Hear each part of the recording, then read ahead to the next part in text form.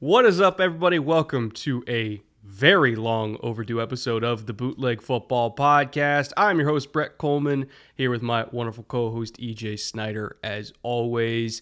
And it's good to be back, EJ. We took a little bit of a break after what I thought was actually a pretty entertaining Super Bowl. You were recovering from a little medical procedure, so you're now back off the IR and good to go. And we get to dive into draft season. This is our third draft season doing together. We're starting off with the 10 Gems episodes as per usual. And I'm excited, but how are you doing? How are you feeling? And what are you drinking tonight? I'm good. I'm glad to be back. It was nice to take a break. It was a long season. Super Bowl was a ton of fun. Being in Vegas for the Shrine Bowl and covering the Senior Bowl, all good stuff. But it was nice to take a bit of a breather. Nice to be back in the saddle, though, because it is draft season. You get kind of, I don't know about you, you get kind of itchy. People start posting draft stuff on Twitter, and you're like, I got work to do, man. I got work to do. So it's good. It's good to be back. But as it is draft season, I am drinking seltzer. I do not happen to be drinking LaCroix. I am drinking bubbly. Oh, I got mine. I got my hydration. Yeah, no, I'm drinking bubbly because one cannot stay awake till midnight or 1 a.m. watching tape, drinking beer. It's like not, It's not possible.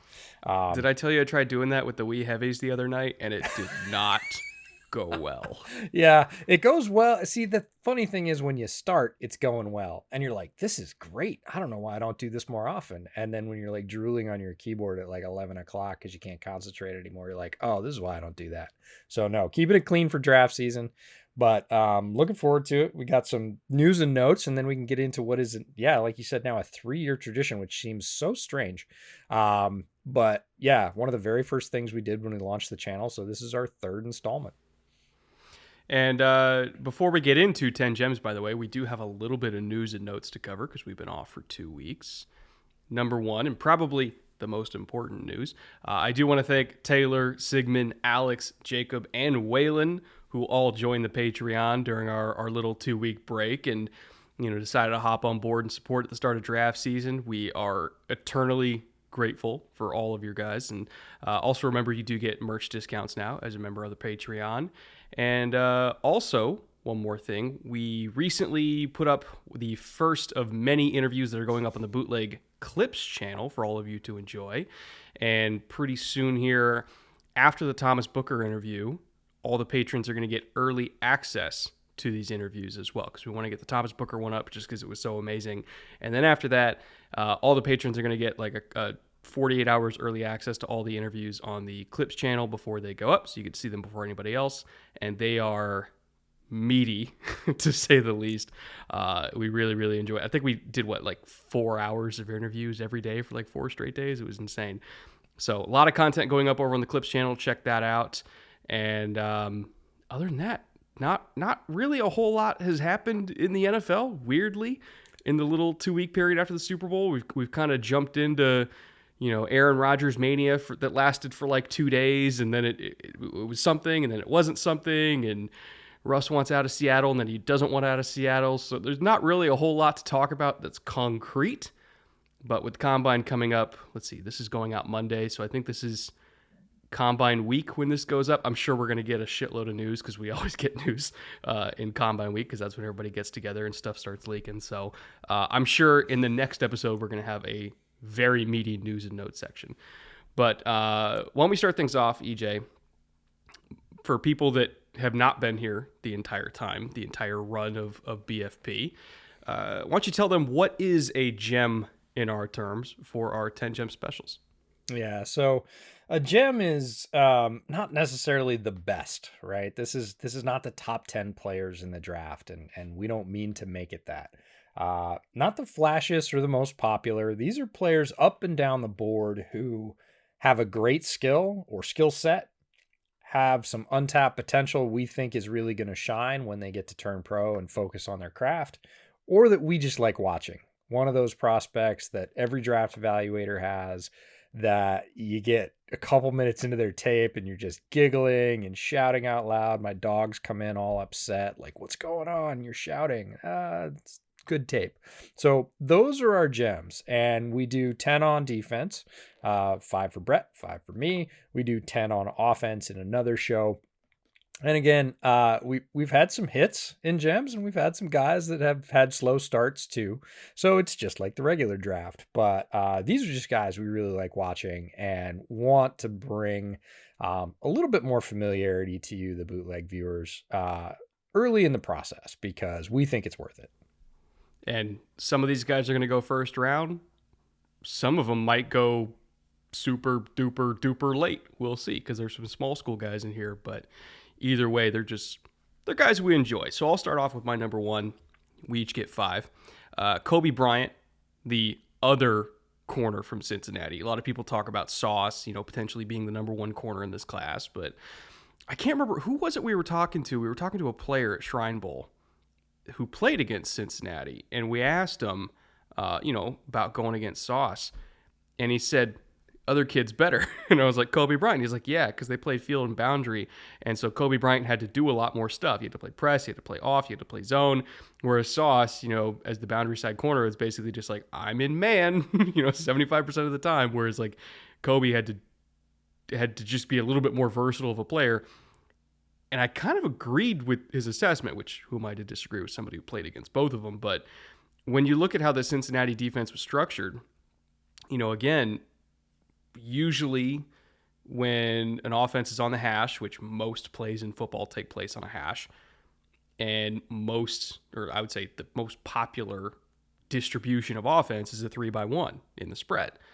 And so Coby is playing on the trip side most of the time as an off corner to the field side, where I don't want to say it's harder, but it's a completely different sport when you're playing that position versus playing the boundary position that Sauce Gardner plays, where it's like one-on-one on the backside. Because you have to be aware of all 3 guys, because most of the time you're going to be playing match zone concepts to that side. So depending on what the call is, your responsibility can be 5 different things based on how the rules of your call match up to the route distribution that you see, not to mention run assignments too. And so it's harder in the sense that it's a little bit more cerebral of a position, because you can't mess up, or because if you bust, like there's going to be a dude 30 yards down the field. And it's a different kind of challenge than what Sauce Gardner had to go through. But when you look at modern NFL defenses, for every Jalen Ramsey, there's also going to be a guy on the other side who doesn't give up 100 yards as the field side corner getting picked on, by vertical stretches all day long. And that's Coby Bryant. He's got good hips, he's got good size, he's got good intelligence. Like, just because there was another guy on the other side of the field, he almost had to deal with more action than you're used to at corner because people avoid Sauce. And he held up really, really well. So I actually like that interview that we did, which I wish I could remember what receiver it was. It might have been Josh Johnson or not the Tulsa kid. I can't remember who it was, but like that interview was what made me kind of realize like it's a different level of difficulty playing that position.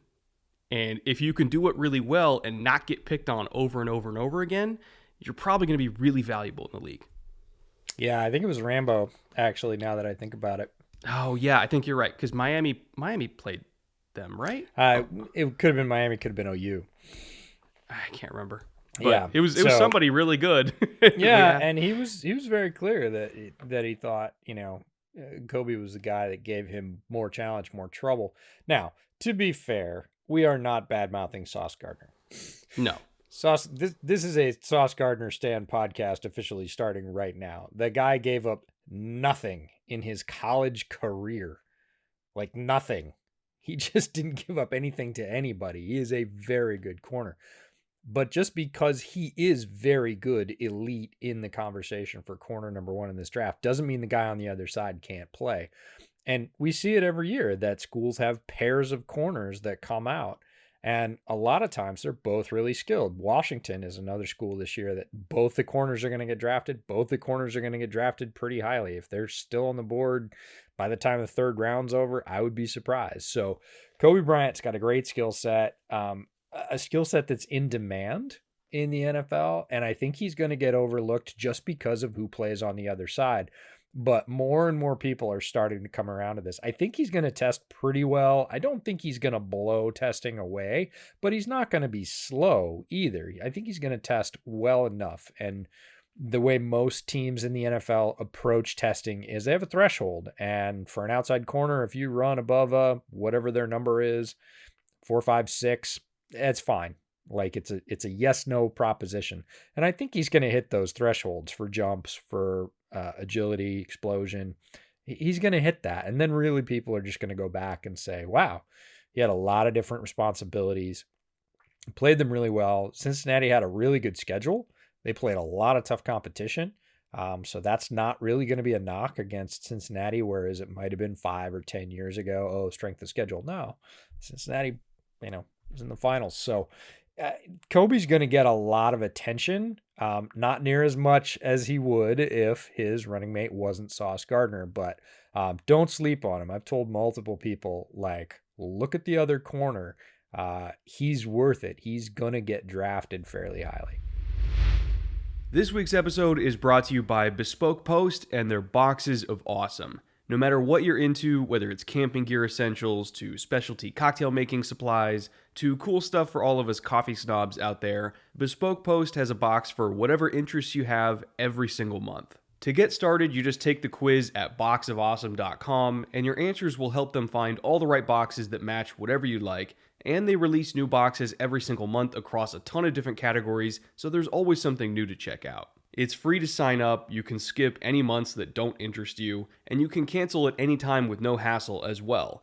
Each box only costs $45, but it also has over $70 worth of gear inside, 90% of which comes from small businesses and brands that partner with Bespoke Post to put these boxes together, so it's nice to support them in that way as well. You can get 20% off your first monthly box when you sign up at boxofawesome.com and enter promo code BOOTLEG at checkout. Again, that is boxofawesome.com, promo code BOOTLEG for 20% off your first box. And with that, back to the show. I just looked it up and it actually was Josh Johnson from Tulsa. They played against Cincy. And they also played against Ohio State. He did better against Ohio State than he did against Cincy. Yeah. Cincy's corners were ridiculous, but... yeah, Cincinnati's defense in general was loaded. They're going to have at least 3 guys taken in the top 50 picks. I think that's pretty well established by now, depending on how much you like the edge kid, which I know you're a fan of him. Mm-hmm. But yeah, Cincinnati's defense was crazy. Who's your number one? So my number one is a guy that's also from a loaded defense, Travon Walker, the defensive end from Georgia. If you've watched any Georgian, you probably have as national champs. They played in a lot of games, a lot of big nationally televised games. It's kind of hard to pick out guys on Georgia's defense because the entire defense is obscene. It's all really, really talented. It's 5-star after 5-star with 5 stars as backups. They are incredibly loaded on defense. Easily 9 guys are going to get drafted, probably more like 11. And one of the best guys on their defense isn't even going to get drafted because he's not eligible yet. So back to Travon. He's a guy that makes a lot of plays. He is a huge, squarely built athlete. Big dude, 6'5", 290. And he moves much more quickly and fluidly than a guy that size should, plain and simple. He is a ridiculous athlete on a defense full of ridiculous athletes. Massive power in his hands. There's a great replay. We'll try and put the clip in. The CFP game versus Michigan, where he comes up and absolutely just stabs the offensive tackle and buckles him. Just dynamite for hands. But that's not it. A lot of people aren't talking about him. They're talking about all the other Georgia defenders. After the combine, that's going to change. Yeah. People are going to be talking about Travon Walker in the top 15. And I know that sounds crazy. It is not crazy. The way he tests at his size, when they go back to the tape, they're going to say, this is a guy that can absolutely smash in the NFL because we can put him anywhere from, well, in the Georgia defense, he played anywhere from a 1 technique just off the center all the way out to about a 7, which is a wide edge. So the fact that he can run and move the way he does is going to make him incredibly valuable. The fact that you can slide him inside and he can jolt offensive linemen back onto their heels and then win with speed to the quarterback after that. This is a skill set that is hugely in demand. And when his testing numbers show up, a lot of people who are kind of casually into the draft and have been saying lots of other Georgia names are going to be like, well, Travon Walker kid. There's a play in Florida versus Florida where he drops back into coverage. Now, again, 6'5", 290. Normally those guys they do get dropped occasionally, but they look really, really stiff. He drops back into what we'd consider the middle hole, the place the Mike linebacker or the MLB would be hanging out. Florida quarterback tries to throw a crosser behind him. He jumps up like a volleyball hitter, double hands the thing. It gets deflected and intercepted. Guys his size don't do that. So you can do all the way back to medium pass coverage, so he could absolutely smother a tight end if you really wanted him to. There's a play versus Auburn. He's assigned as a one tech. One tech is dead in the middle of the defense, just shaded one side off the I think that center. was the game he played at 287, because from what I heard, and believe it or not, that's why you're bringing up the 290. The lightest he played at, again, according to what I heard, was 272 this season. So he went from anywhere between 272 to 287 throughout the year. And I know the one tech game because I remember that's the one game that I watched. And I know that he was playing heavy in that game because they wanted to use him down there. Yeah, so he's lined up in a one tech. He's shaded off to what is his right side of the center's left side. He runs all the way around. He goes cross face on the center, goes all the way around the right tackle and gets a sack at 6'5", 290. So he goes cross face on the center, runs all the way around the end of the line, comes in for the sack. And the whole thing takes like 2.5 seconds. Yeah. It is not a long developing play. He wins multiple ways. He's got the power inside we've talked about. He's got the speed outside. He's very quick with his hands. He can straight bull rush. There's a shot in Missouri where he takes, I think it's the center, and walks him directly back and like just shuffs him right before he blasts the quarterback. And he does it like at a trot. This isn't like a tug of war, tractor pull, push kind of thing. Like he gets the guys on his heels, drives him for about a second and a half, tosses him, and just nails the quarterback. Quarterback's like, what? It's a 300-pound guy he just tossed in my lap. So his toolbox is overflowing. He's going to be an insane pro. I'd love to say he's scheme agnostic. It really doesn't matter where he lands. There are definitely schemes where he's going to be better, just like anybody. If he lands in one of those situations, look out. Like if he ends up playing for like San Francisco, like kiss it goodbye. He's going to be all world very quickly because they just don't build him like him. Well, I'm curious to see what he weighs at the combine because, again, his body type is so flexible where he can literally fluctuate 15 pounds within 3 weeks, depending on what they want him to be. So if you're playing an even front and you want him to play at 275 as a base end, sure, he can do that. If you're playing an odd front and you want him to be at, again, 287, to push 290, and be like a 4-eye, you can do that too. It just really depends on what you want him for. So I almost do consider him scheme agnostic because it really just depends on what diet plan you want him on, and he'll fit. And honestly, his body is ridiculous. He is extremely ripped. He can carry any amount of weight as far as I'm concerned. He looks svelte in the 280s. Yeah. Right? He carries his muscle mass very, very well. Has really long arms. He's got so much power that I actually don't even care what he weighs. You could put that guy inside at 275, and he's still going to be jolting NFL guards who weigh 330 because his arms are so long and his shoulders are so strong. He can just do anything. And it's going to be extremely fun to watch him in the NFL because he is wildly gifted. It's not that dissimilar to J.J. Watt now that I think about it, because J.J. came in at 295. But once they started playing more even front later in his time in Houston, he was down to 280, where they played him more as like a true edge. So it's like, yeah, it just depends on the system. You can do whatever you want. My number 2, Leo Chenal, linebacker from Wisconsin. Speaking of gigantic human beings, 6'2", 260 as an inside linebacker, which is not normal these days. But what's also not normal is his movement skills at 260. A lot of people compare him to Dante Hightower. I don't quite see that because he moves better than Dante ever did, which sounds sacrilegious because Hightower is one of the best linebackers of his generation, but like he is a different level of athlete. When he was a freshman at Wisconsin, he was repping 40 on the bench at 225.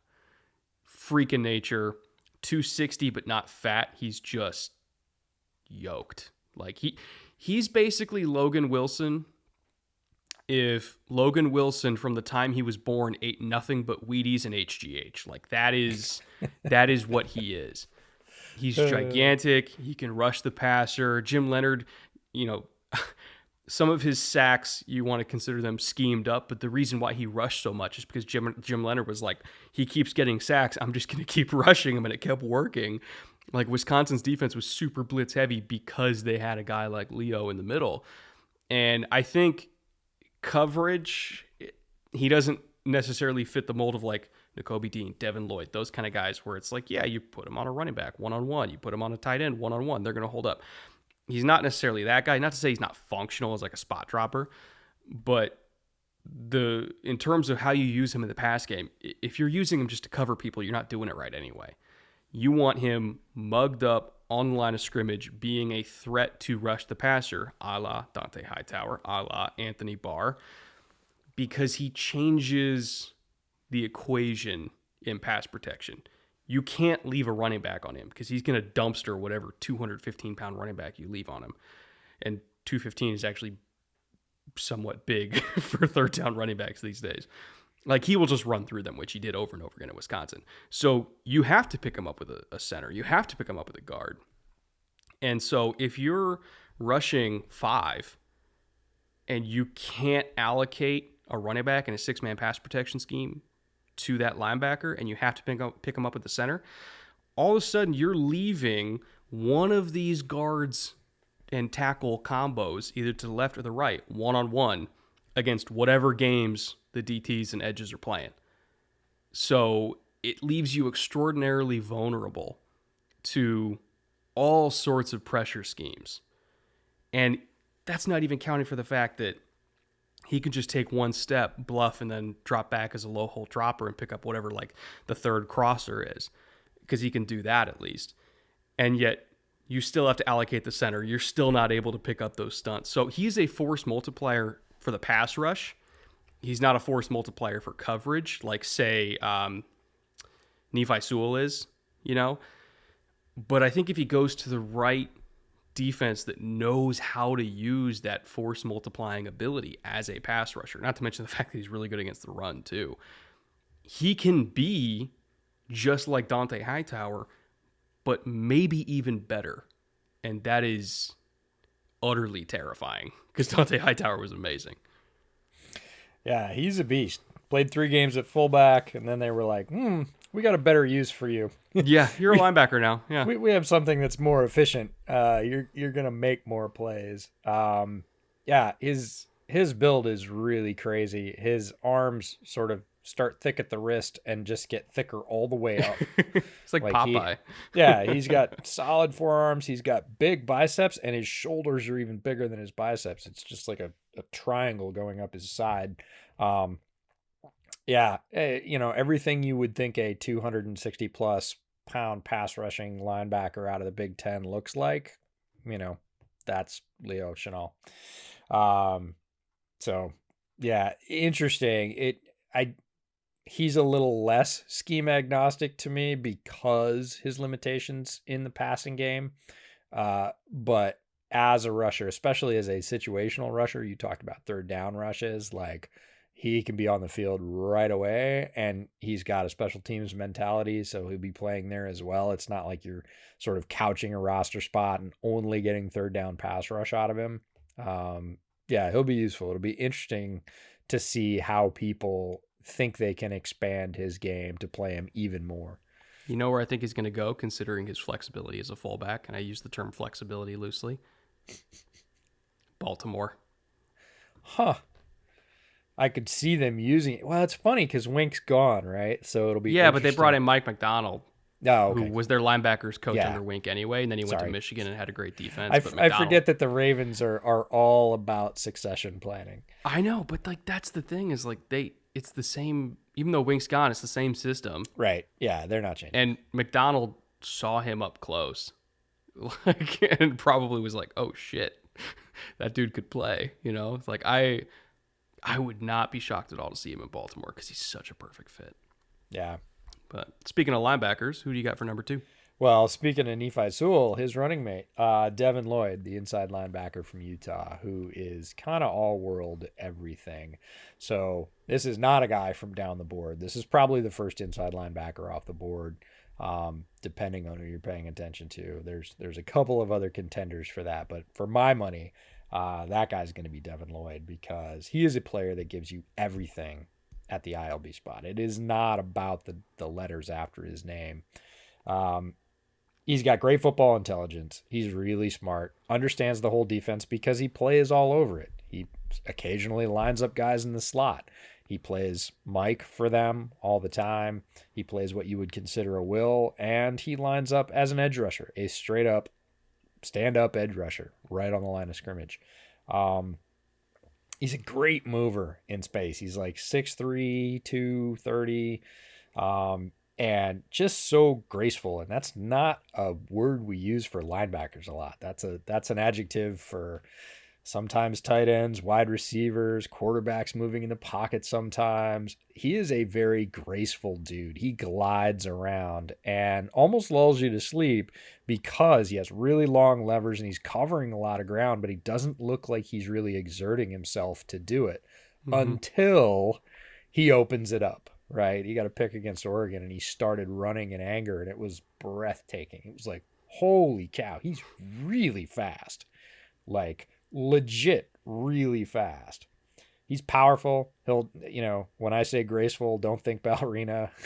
Think ballerina until he needs to be a bull, and then he'll smack ball carriers in the hole. He will absolutely fill gaps in the run game.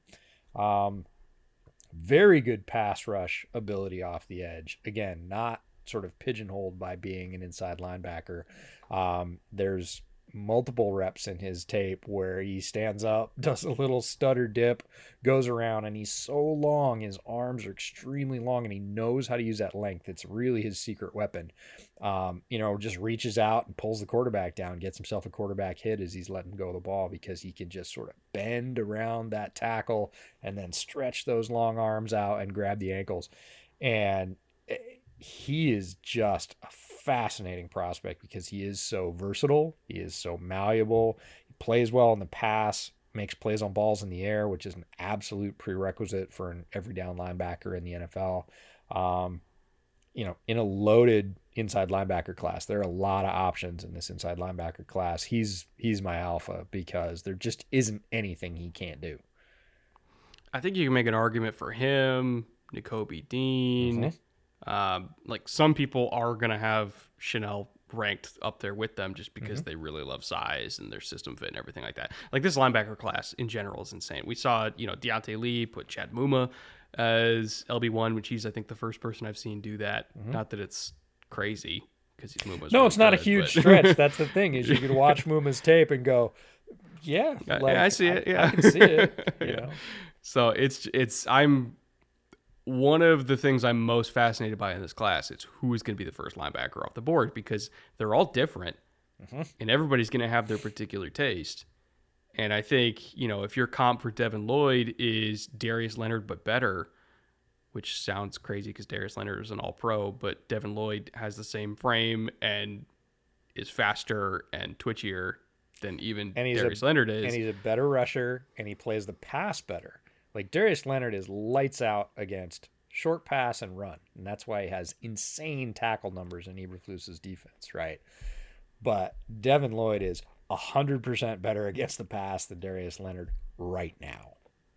Which is, it's utterly insane. Because, again, this is not anti-Darius Leonard. He is an all-pro. He's amazing. He's incredible.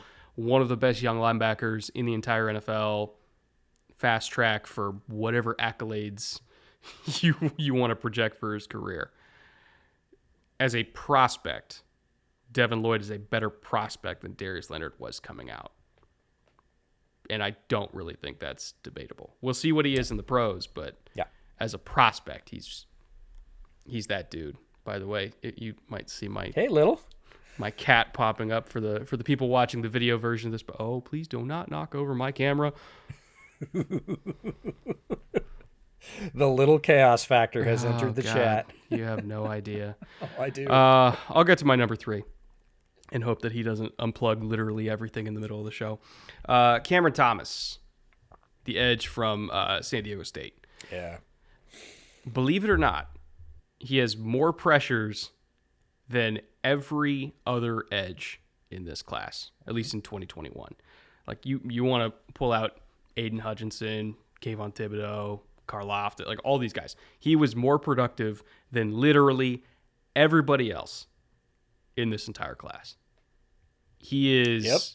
Yep. I'm trying to find the ways to describe him because he has a similar kind of frame to Travon Walker, 6'5", listed at about 270, 275, somewhere around there. Again, weight fluctuated from week to week. But he moves quicker than I would say Travon Walker. He's not as heavy-handed as Walker, but I think he's even quicker than Walker. We'll see. It'll be interesting I'm really interested to see his testing, but I'm a huge Cam Thomas fan. I think his cone is going to really surprise people because you see how he flattens, again, at 6'5", 275, and you're like, whoa, wow. That's different. And when you combine that with length and power and like really refined hands, like he's always clearing his chest. That's the thing, is he doesn't get stuck. You see some guys get stuck. Mm-hmm. Logan Hall, a kid from Houston who I was watching, who's another guy, again, that similar kind of size, somewhere around the 6'4" to 6'6" range, 270 to 285 range, that same kind of player. Although Logan Hall might be even thicker than that. Might be closer to 290 at this point. But like Logan Hall was getting stuck a lot.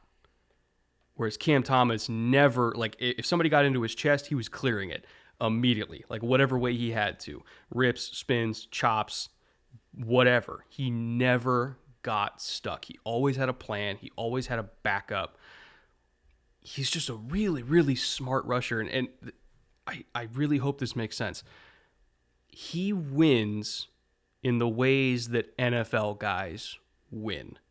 Because it's not just always about, bursting off the edge like your Von Miller and, throwing a ghost move. Like, you got to be creative. You got to be persistent. You have to understand angles. You have to understand the levels to a rush and how one guy's going to flush, a quarterback into you. There's a lot that goes into rushing the passer. And it's not to say that he gets cleanup sacks, but it's more so he's really good at positioning himself within the structure of a rush to be the guy that's there. And it's a really hard skill set to describe, but like Max Crosby does it. Cameron Jordan does it. Daniil Hunter, especially compared to what he was coming out of college to what he is now. Being somebody that understands how a pass rush functions as a whole and how certain levels of a rush and how certain angles of a blitz concept affects a quarterback's movement, and then just knowing how to put yourself within the structure of that rush to be the guy that's waiting for the quarterback. It's a really, really unique skill set that most guys his age don't have. But he has. Like, that's why he gets so many pressures, because he's always just there. He's always in the right spot. He wins like NFL veterans. And not to mention he's a really good athlete. So I think he's going to be he's going to go a lot higher than people think. A lot higher. The NFL is very high on him, and Cam Thomas is the guy in this particular rush class that not enough people are talking about. He very very rarely graces the top 5, right? It's Thibodeau, Hutchinson, Yeah. fill in the blank here. Cam Thomas, maybe because of where he played, isn't in that conversation. He's in that conversation for the league because of his size, because of his speed, because of his refinement, because of the ways he wins. And what you're trying to encapsulate about how that is, people would look at his film and say, oh, he's just lucky, right? He's just lucky. It's not luck. It's refinement and understanding. And he is, you said, I don't know how to describe him at the top. My way to describe him is busy and persistent. Yeah. He is always doing something. And usually, like you said, he's doing the right thing, right? And the right thing is you'll see him lead a rush to the outside. And as he's doing that, he's got his eyes on the quarterback and he realizes, oh, my other end is winning. He's winning deep, right? So I'm going to set up my guy deep. He's going to lean. He's going to put his weight on his back foot. And I'm going to push his shoulder. And I'm going to step right into where the quarterback's having to step up. Now it looks like, oh, the quarterback just stepped up and Cam Thomas was there. He was there because he saw the other end pushing. He led deep so the guy would move. He used his strength and his hands, like you said, to clear, push, and then he's right there and the quarterback's got nothing because there's a 285-pound guy going, hello, whack, and he gets the sack, and it's quick. Now, is that a cleanup sack? No, it's not a cleanup sack because he earned it. It's a high-quality sack. But if you watch enough of his tape, I think a lot of people who are less experienced at looking at tape and understanding exactly that, how the entire level of the defensive rush works, will say, oh, man, it's an outlier, right? He's not going to get that many sacks at the next level, and he won't because the athletes are better, but it's not because he won't be in the right place or he's not working or he doesn't have another move in mind. And I love the plan. You mentioned plan. A lot of these rushers are great athletes, no plan. Like, I've watched a lot of guys in the last week have no plan as a rusher, and it's really frustrating because it's like, wow, you have every tool in the book. You're fast, you're strong, you're long, whatever. Cam Thomas does not suffer from a lack of a plan. Like, I went from watching Pascal to watching Thomas back to back. The same kind of frame, body type, all that kind of stuff, roll. And I expected Pascal to be the guy that I really came away wanting. And I honestly thought Cam Thomas was going to probably end up with a higher grade for me when all is said and done. When I get 5 or 6 games through everybody, when I kind of finalize a grade for him. Done 3 games for Thomas. I think he's going to end up as a higher graded player. And I love Pascal, but that just goes to show how crazy this edge class is, where like he might not even be one of the first 5 edges taken, but he might also be one of the most productive edges taken. Yeah, he's going to surprise some people. And I think his combine, like you said, is going to surprise some people as well. He's a very good athlete. It's not really just size, not just power. He is a very good athlete in a lot of ways. And that just adds up to many of the ways that he wins. You know who else is a really good athlete? You're number 3. Yeah, this guy is not a guy that's topping a lot of lists right now. This is Tarik Woolen, quarterback, and he played at UTSA. That's right, University of Texas San Antonio. He's not topping any lists right now, but 2 years from now, he damn well might be. 2 days from now when he runs the 40. Well, he's going to move way up after the combine, largely because of his physical skills. So let's start there. Almost 6'4", fully 210 pounds, and long arms. And for those fans of teams out there that like cornerbacks with length, this guy qualifies. Blazing speed. He's going to run in the 4.3s at the combine. Like, pretty much guaranteed, unless he slips or pulls something, he's going to be solidly in the 4.3s, possibly as low as like 4.34. I can see that.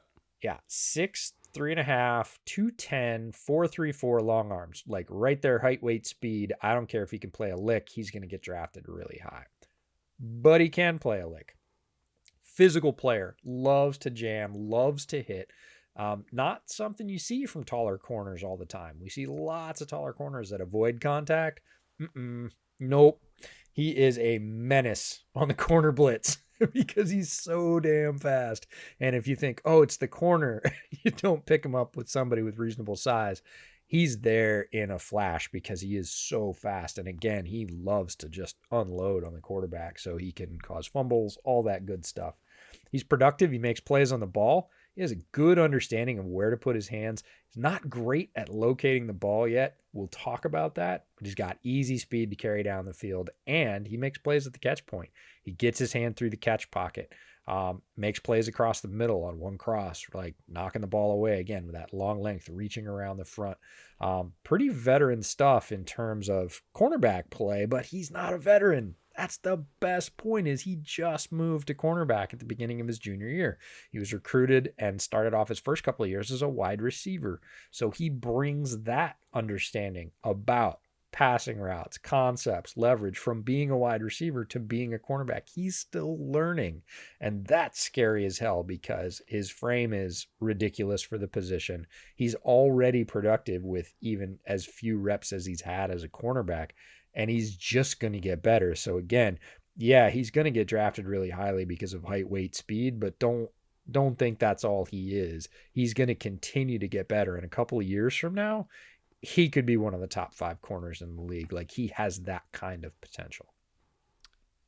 Just with the frame, 6'3", 6'4", 210 speed, at minimum, I would draft him because somebody's got to cover Kyle Pitts.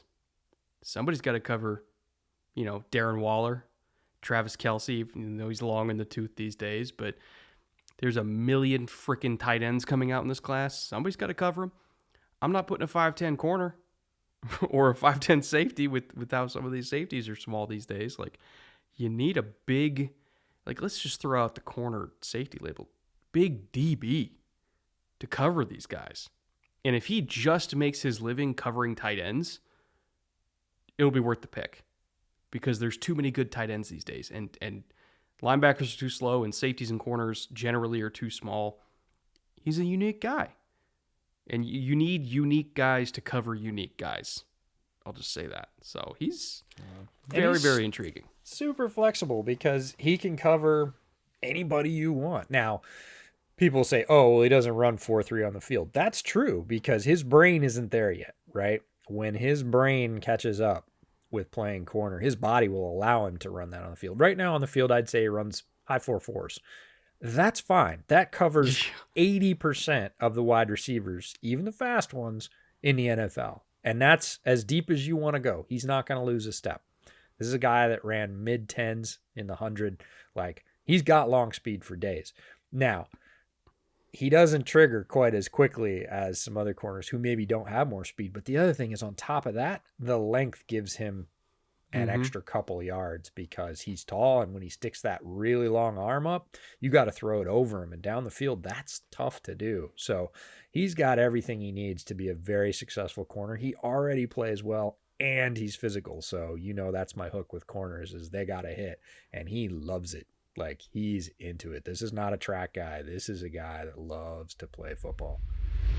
This week's show is also brought to you by Purple Mattress. I'm sure you've seen Purple on TV before, or even on YouTube or Instagram, because they're famous for their patented GelFlex grid system, which is a super stretchy, ultra squishy material that adapts and flexes around the pressure points of your body, but without retaining any excess heat.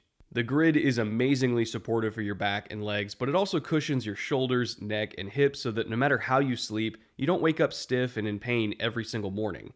And unlike memory foam, the GelFlex grid in every Purple mattress bounces back as you move and shift so that you never get that kind of stuck feeling that you sometimes have in a foam bed.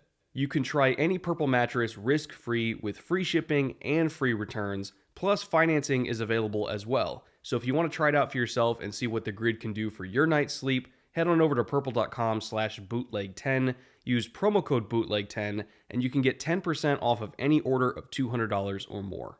Again, that is purple.com/bootleg10, promo code bootleg10 for 10% off of any order of $200 or more. Thank you again to Purple for sponsoring today's show, and with that, let's get back to it.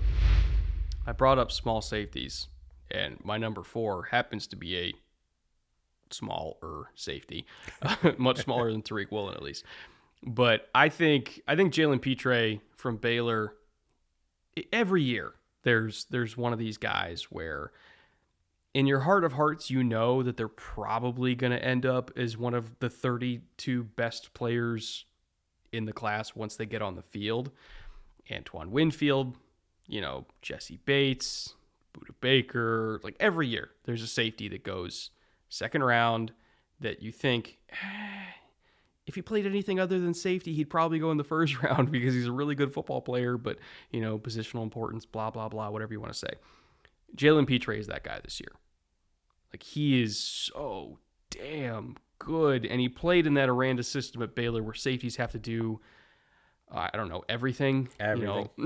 Playing the post, playing the run, playing man coverage in the slot. Like, he had to do everything.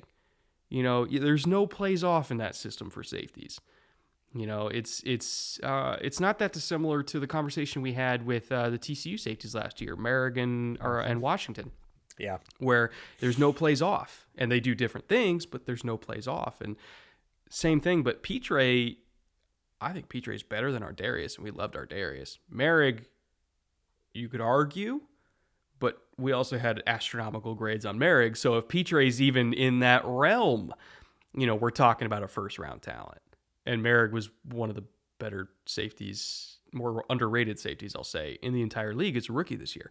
So Pitre is that guy. I know he's not the biggest dude in the world, but neither was Budda, neither was Winfield. I mean, Eddie Jackson, when he was coming out, was a twig, but he was really good, before the league figured out he couldn't tackle. I see that same trajectory where I know he's not going to go in the first round. But if you're doing these redrafts in 3 years, he will, because he's that good.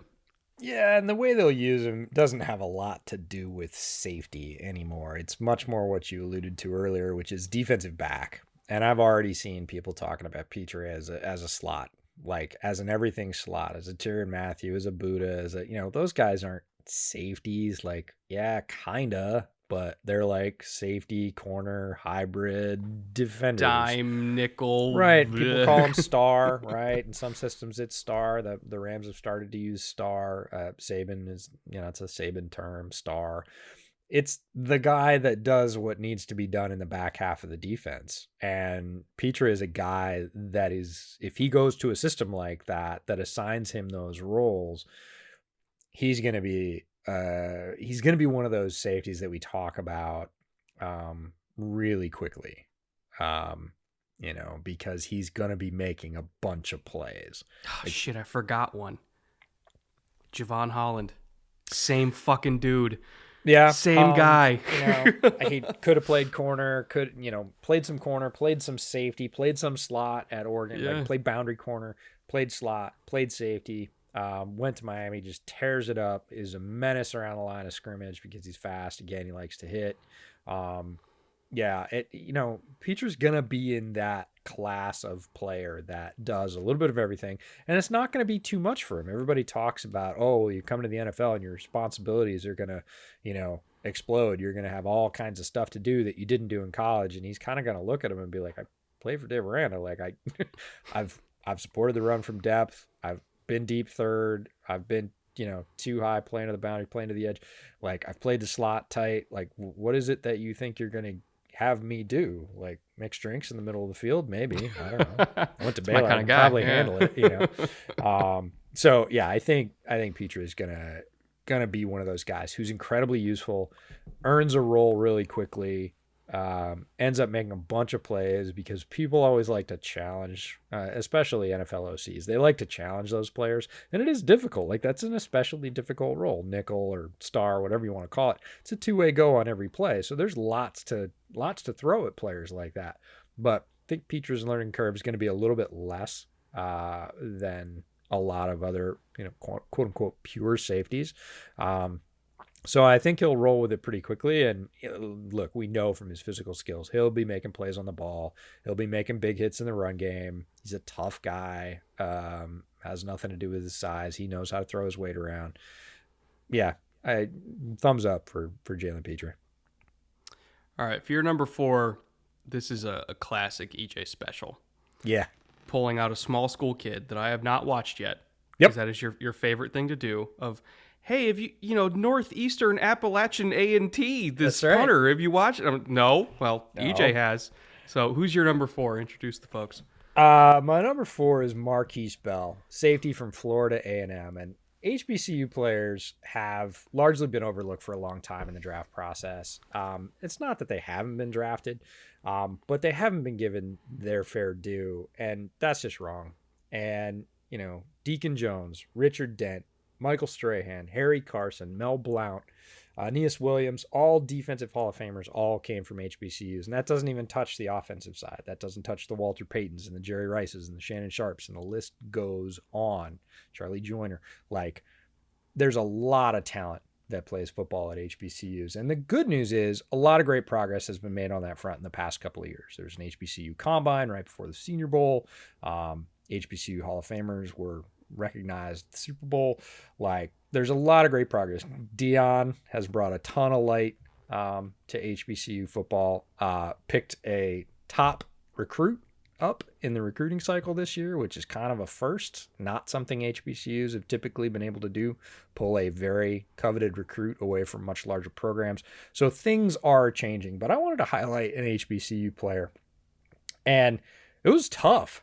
Not because I couldn't find one, but because there's tons who are really talented. It came down to 4 or 5 guys, and I was like, man, any one of these guys would be awesome. But I picked Markquese, a safety, and he gives me really strong Cam Chancellor vibes. He's built similarly. He's not as big as Cam, but he plays the same way. He is 6'3", 205, so this is not a small guy, a little bit more slight than Cam. Brings it on contact.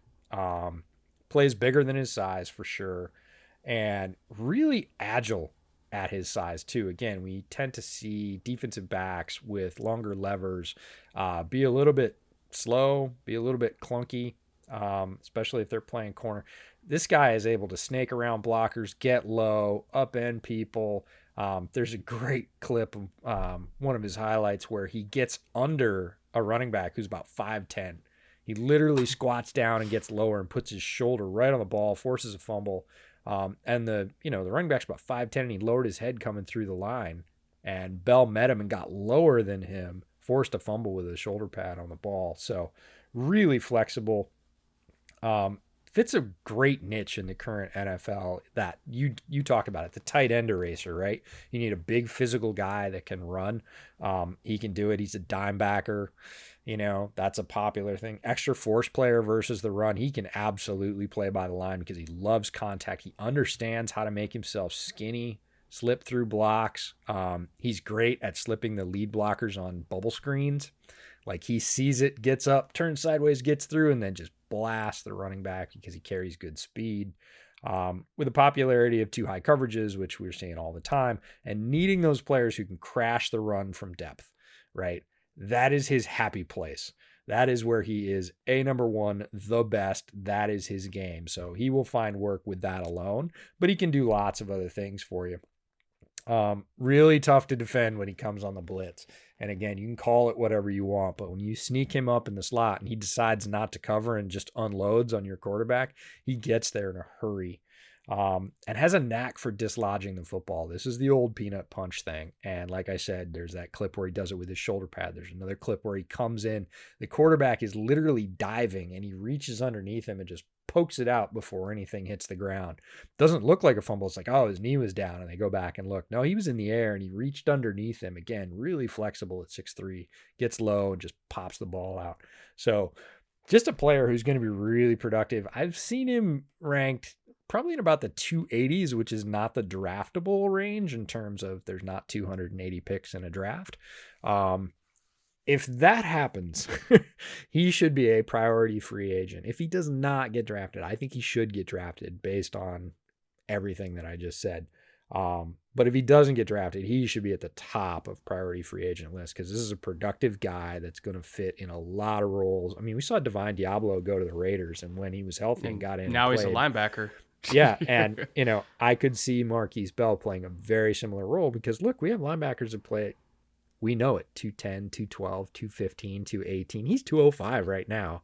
And, he's not done filling out yet. He could absolutely end up in a very similar role to Divine Diablo because loves to track the run, understands angles. Just a great, fun player. I sometimes think that you like to start with the guys that are ranked in the 250s and below, so that when I text you in the last week of March, when I finally get to them, you could be like, "See, I fucking told you."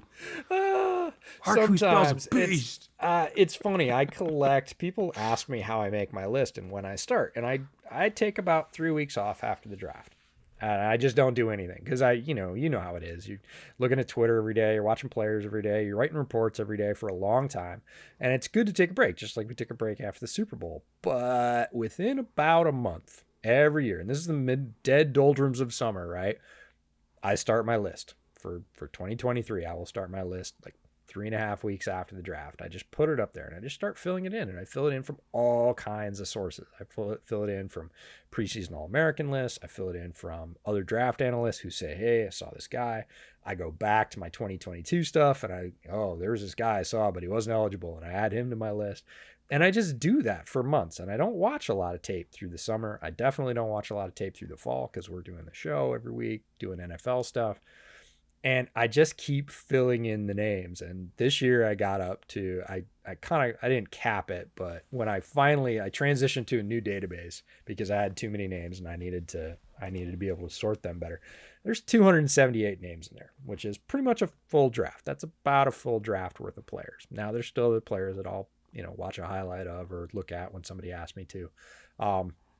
But they come from all over, and with the increased visibility of the HBCU stuff, the HBCU combine, and just more people talking about them in general, I have a lot more HBCU players on there, and I just added a couple more this week from the HBCU bowl game that Patrick Mahomes was down at, and the guys that were the all-stars of that week voted by their teammates in practice were a couple of one DB and one quarterback, and the DB's like 6'3", 210, and he's a corner.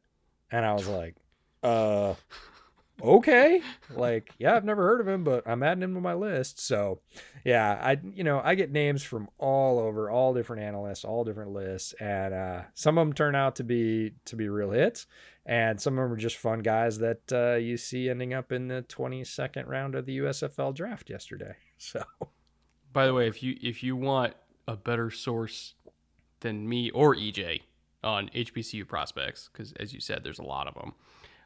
Jordan Reed is probably the best in the business, I would say, in terms of identifying really good HBCU talent for the NFL.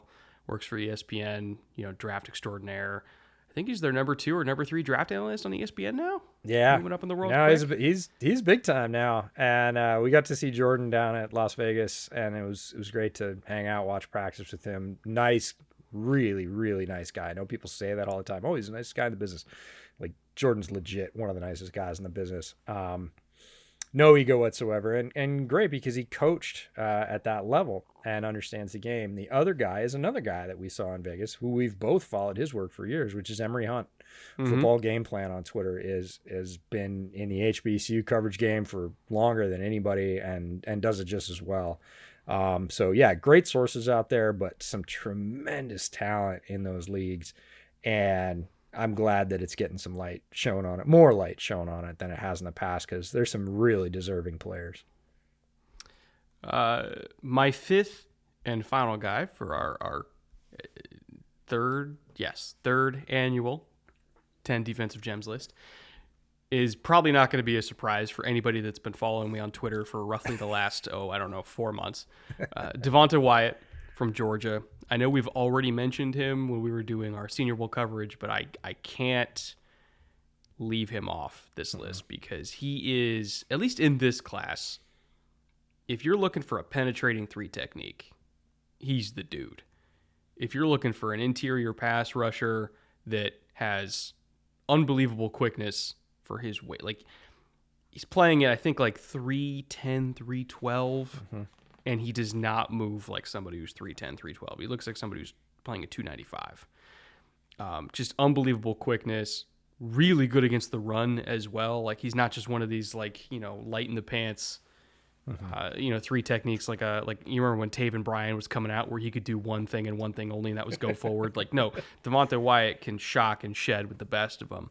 You want him to play 5, he can play 5. You want him to play 4-eye, 3, 2, dare I say a couple snaps as a shade if you want to get real crazy, you can do that. Like, he is exceptionally strong in addition to being exceptionally quick, really refined, was beating up everybody at the Senior Bowl, has the pedigree of playing in a system that is not easy to play in. Like, Kirby Smart's defense is not just, what's the old phrase at Alabama? They don't teach run fits, they recruit them. Georgia, there's a lot that goes into it from a technique standpoint, a read standpoint. It's not just we're bigger and stronger than you. I know it looks like that, but it's not that. There's a lot of subtlety to it, and so he's a very refined interior defensive lineman to go with the fact that he's also just a really good athlete. I'd be curious to see how he's going to test relative to some of the other freaky 3 techniques that have come out recently, because there's been no shortage of them. Obviously, everybody compares everybody to Aaron Donald. I don't expect that kind of day for him, but I still think he's going to be a well above average tester compared to other guys that play that kind of role. And it's tough to say who's going to be the first defensive tackle because they're all so different. But among 3 techniques, I think he's going to be the first off the board. Yeah, it's, I think it's going to be a good fight. Perrion Winfrey had a really good Senior Bowl week. He's going to be in that conversation. But Wyatt, I think, because of not only pedigree but versatility, and he's going to test really well. There's just no way. Like, everybody on that Georgia defense is going to test so well. We talked about Coby Dean. We haven't talked about the other linebackers. They're going to test really well.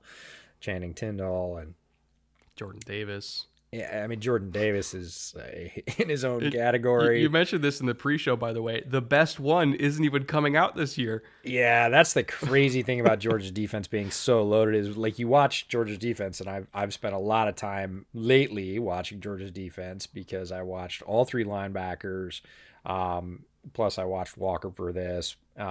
You see some Devonte Wyatt, and as you're doing all that, you're watching all these crazy, crazy athletes fly around. There's just, the team speed is off the charts at Georgia. I think that's not a big secret after they won the national championship. And you start looking, and you're kind of going down the roster. There's just so many numbers to keep track of. You're like, and pretty soon you're like, who's 88?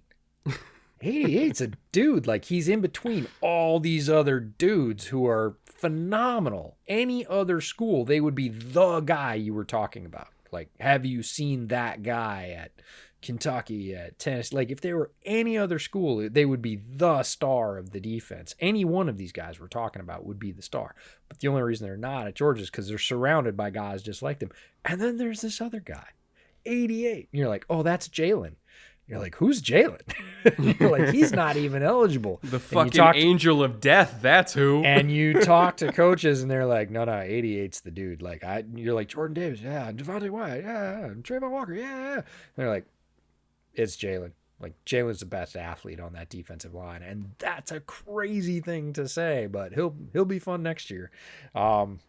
So just a loaded defense. Tons of fun to watch. Great scheme, but also Kirby would be the first one to tell you, like, hey, the scheme's great, but we got dudes. Like, we got dudes on dudes. Like, we just keep stacking them up, and they're all amazing, and they all are. Yeah. So I don't know how high he's going to go, but my guess is within the first 32. I can't imagine he's second round. Another one who's, well, I mean, probably first 32, right? Considering positional importance and how he's going to test. It's going to be really interesting. I wouldn't put money on that for this guy. Would I be surprised in any way if he went in the first 32? I would not. And this is Arnold Ebiketie, the edge from Penn State. And I'm kind of done betting against athletic edge rushers from Penn State because they crank them out on the regular. And just last year we had, Odafe Owe and Micah Parsons, both guys that had played edge at Penn State, tested ridiculously well. And Ebiketie's not any different. Teammates call him AK, and he is a weapon versus the pass and versus the run. I really appreciate edges with versatility because, look, if you can rush a passer, sacks are great, but if that's all you can do, your chances to play are going to be more limited in just about any system. Not something he suffers from. He can set the edge, does very well. But he really has the two main qualities out of an edge player that you're looking for.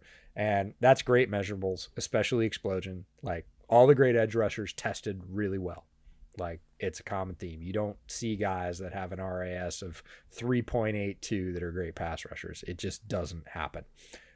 He's going to test really well. Not surprising. Comes from Penn State. Has a lot of speed. And he's got bend. He can bend better than a lot of the edges in this class. Many edges in this class. And let's be clear, you don't have to bend to win. There are a lot of ways. We talked about Cam Thomas earlier. Like, he wins lots of different ways. I wouldn't consider him like overly bendy. He's a really good athlete. He's really strong, got a great frame, but I wouldn't consider him like overly bendy. Ebiketie can bend the edge. He's got speed and he can bend. And look, Penn State is just a mutant factory. They turn out like great world-class athletes after world-class athletes. So I expect him to test really well. The swipe rip on the outside rush is his money move combo. And he uses it, like, you'll see lots of highlights of him using that combo to make money. But it's not all he can do. He also wins other ways, which is really necessary as a pass rusher, because I don't care what your trick is. If you only have one trick, I don't care how good it is. In the NFL, they're going to find out a way to shut it down, and fast, because they've seen it before. You got to have counters. You got to have other moves. And one of the things I love about Ebiketie is the quality of his sacks. We talked about this earlier with Cam. Very few of them are cleanup sacks. He initiates most of them, and he initiates most of them solo. It's not off a loop. Now, he is hell on an inside stunt.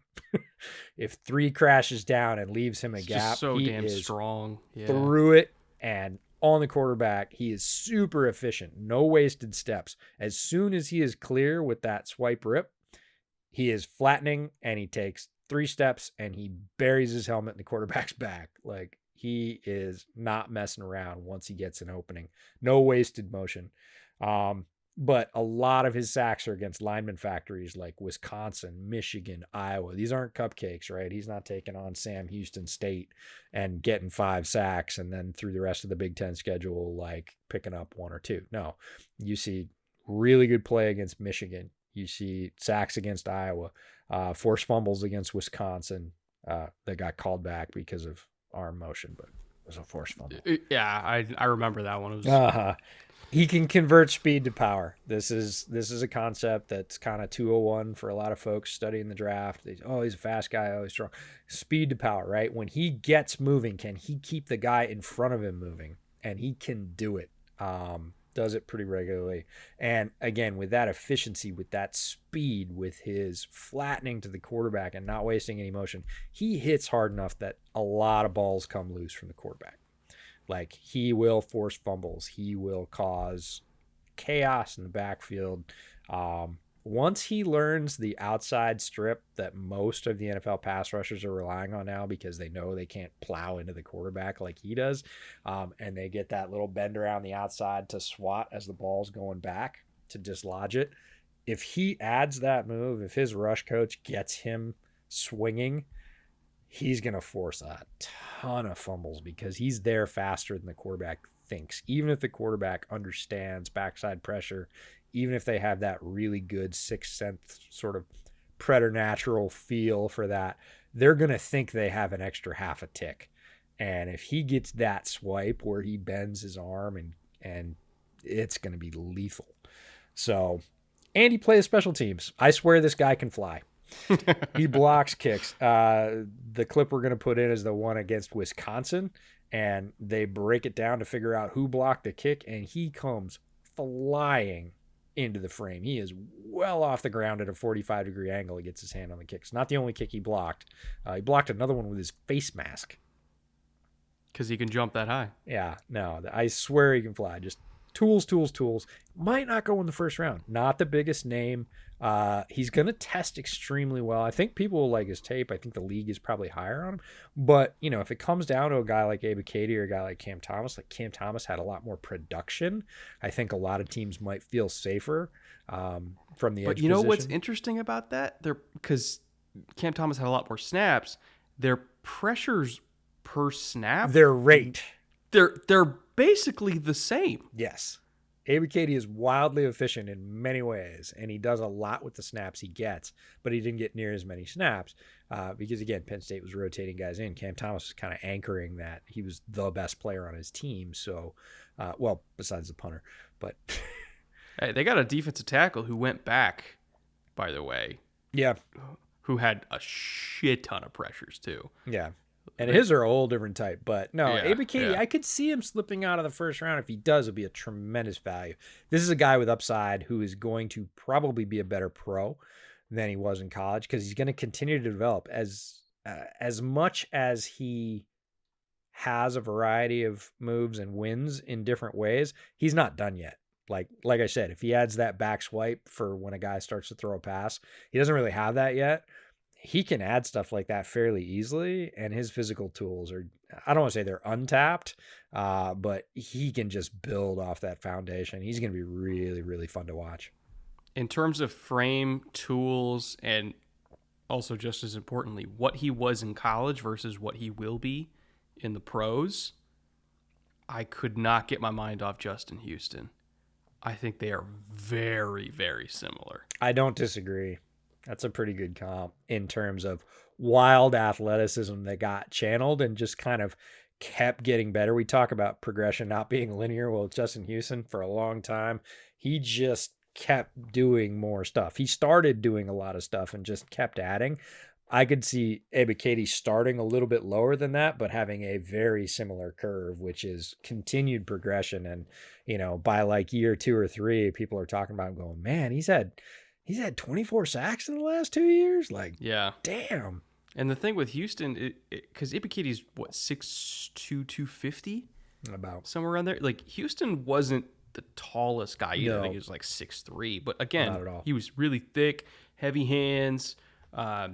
He would get under tackles really easily because it wasn't the tallest guy, but he still had length. Yeah. And AK is the same guy. Like, short guys with length are literally the hardest ones to block because they don't give you a large surface area for a tackle to get into, but they're just as long as those tackles. Because Houston, again, had, in terms of like arm length versus what their height is, like his arms were like 2 inches longer than they should have been. Same reason why Darius Leonard, who we talked about earlier, is like an elite linebacker. He's got 34.5-inch arms. As a 215-pound linebacker, he's got the same length as like J.J. Watt, Jadeveon Clowney. So the length advantage, while also being able to get under people, it is literally the hardest archetype for an offensive lineman to block. And when you add in the fact that he's explosive, he's powerful, he's got multiple moves, he doesn't get stuck easily, I think it would be dumb for him to slip out of the first round because so much data from the past points to him being worth a first-round pick. Yeah, and he does everything at full speed. Like you said, not being stuck, but like when he does reversals, when he does, drive the tackle deep and then cuts back to get a quarterback stepping up into the pocket, it's the transition from I'm going deep to I'm getting your quarterback is like you see so many tackles just like, what? You were just here and now you're burying my quarterback. Like, and you see one of my favorite things about his tape is how despondent the tackles are. Like as soon as it happens, as soon as he is by them, right? As soon as they know he is by them, they literally start that walk of shame back to go pick up the quarterback. They're like, dude, and they walk over, put their hand down. They're like, man, I'm so sorry. I had him. I thought I had him. Like the Maryland tackle did that to Tunga Vailoa. Like he was just like, oh man, I just got my guy blasted. Like, and they all do. The Michigan guys walk over. They're like, oh, I'm so sorry. Like he's a handful. What am I gonna say? Yeah, he's a ton of fun to watch. Yeah, another one of these guys. I feel like I'm just going to, every single defensive prospect we talk about, I'm going to say, God, I hope they go to Baltimore because it's one of the few teams that I trust them to use him properly. Not that they need him, but I just think he would be so productive there. He's so their style. Like, it's not even funny. You know where I'd love to see him go just because of the transition? Where? Seattle. Ooh. Because Clint Hurt is the new defensive coordinator. And guess who the assistant head coach for defense is? Who? Sean Desai.